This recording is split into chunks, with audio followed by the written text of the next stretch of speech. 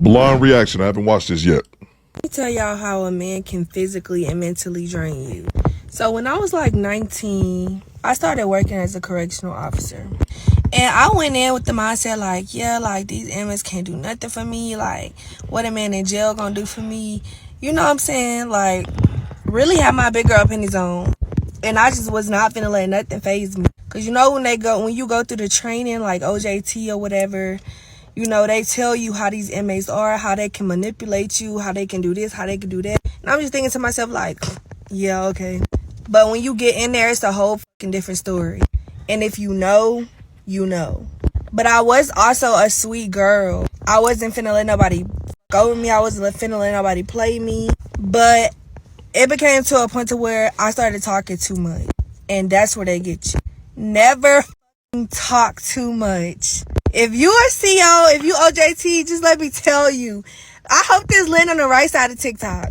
Never talk too much to them inmates. I didn't look at it as like, you know, trying to be friendly and, you know, trying to get to know them or flirting or nothing like that. I strictly looked at it as like, he a person, I'm a person.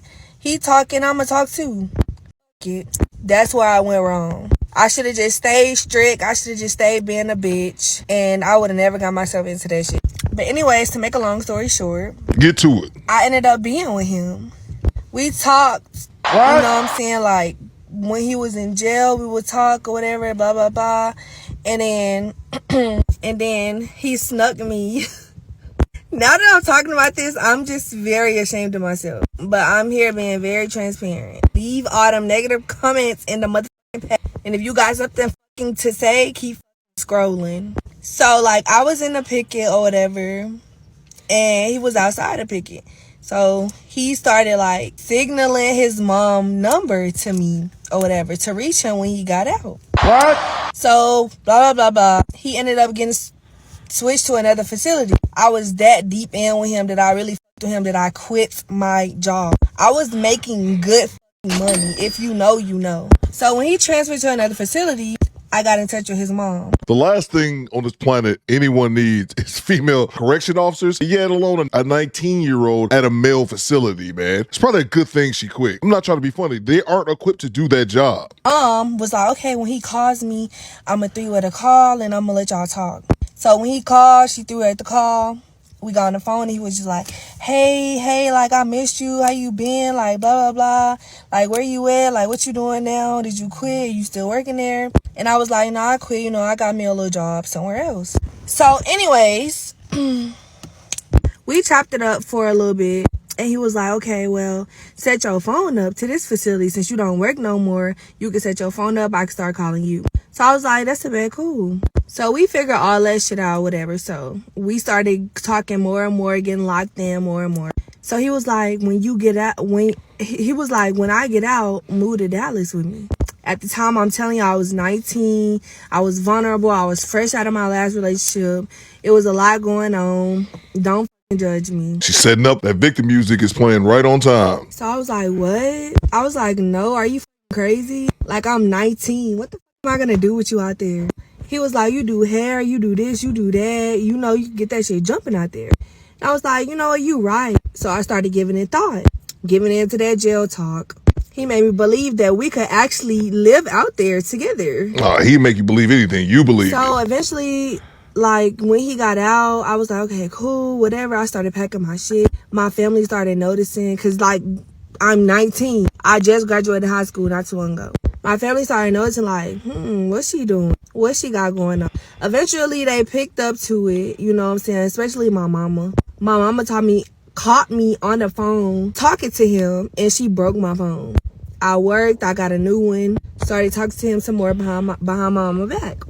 So eventually, every day I started packing little shit every day to put in my trunk. Little shit every day. Monday, I will pack some shit, put it in my trunk. Tuesday, pack some shit, put it in my trunk. I didn't want to do everything at one time because I didn't want people to be like, what the f*** you doing? Literally, the only person that knew about this situation was my cousin. She was like, bro, you really gonna move out there? And I was like, yeah, you know, I trust him. So I moved out there. Not the day he got out, but the day after he got out, I moved out there. I literally moved. 19, still sleeping in a bed with my mama. Like, What? young as fuck, still learning about life. Like, Weird as hell for you to be 19 still sleeping in the bed with your mama. But that's something I was thinking a few minutes ago while the video was playing. You either grown or you're not. You're either 19, a grown woman, or you're 19, still a teenager, still living at your mom's house, more than likely. And this also proves something that I was thinking. You notice she didn't even last 1 year at that job before she quit. She had no business being a correctional officer anyway, when she still has the mentality of a small teenage girl, even though she's over the age of 18. had good things going for me working there, but I let a man persuade me to move out with him. So I left. Like, I just left. I did not look back. I left. Soon as I got down there, like a month after I got down there, shit started turning for the worse. He would like spaz out on me. He would like put his hands on me. He would pull my fucking hair. He would pull chunks of my hair. One day I was in the mirror and I just started cutting out my hair. Just cutting it. He walked in the restroom. He was like, I don't know why you cutting it. I'ma still pull it. Like, I was just like so fucking mentally drained. I was at my worst. We had came back to Dallas to my hometown and to visit my family. That was like the happiest day of my life because I was just like, I'm so drained out there. But I never told them that. I never told them nothing because I made that decision and I didn't want nobody to be like, you know what, you did that. You know, I didn't want nobody to say, I told you so. So I kept everything to myself. But when my mama seen me, she was like, you know, a mother knows. She was just like, you just look so, you don't look like yourself. She was like, look at your hair, look at your clothes, look at your skin. You not glowing, your freshness then left, like you just look drained. Although, like, it wasn't all bad out there, but it wasn't all good either. I had got into a shop, started working in a salon out there, started doing hair, started making money. But my relationship with him was so unstable that I had to quit that job.